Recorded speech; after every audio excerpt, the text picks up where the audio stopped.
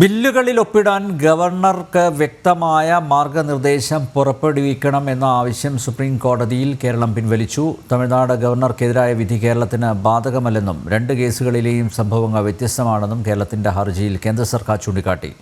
ഗവർണർക്കെതിരെ സംസ്ഥാന സർക്കാർ നൽകിയ ഹർജി മെയ് 6-ന് സുപ്രീം കോടതി വീണ്ടും പരിഗണിക്കും.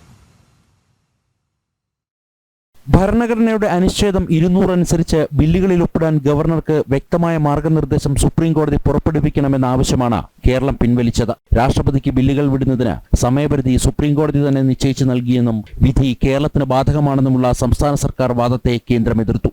തമിഴ്നാട് ഗവർണർക്കെതിരായ വിധി കേരളത്തിന് ബാധകമല്ലെന്നും 2 കേസുകളിലെയും സംഭവങ്ങൾ വ്യത്യസ്തമാണെന്നും അറ്റോർണി ജനറലും സോളിസിറ്റർ ജനറലും ചൂണ്ടിക്കാട്ടി. ഗവർണർക്കെതിരെയുള്ള തമിഴ്നാട് സർക്കാരിന്റെ ഹർജിയിൽ സുപ്രീം കോടതിയുടെ 2-അംഗ ബെഞ്ചിന്റെ വിധി കേരളത്തിനും ബാധകമാണോ എന്ന് പരിശോധിക്കുമെന്നും സുപ്രീം കോടതി വ്യക്തമാക്കി.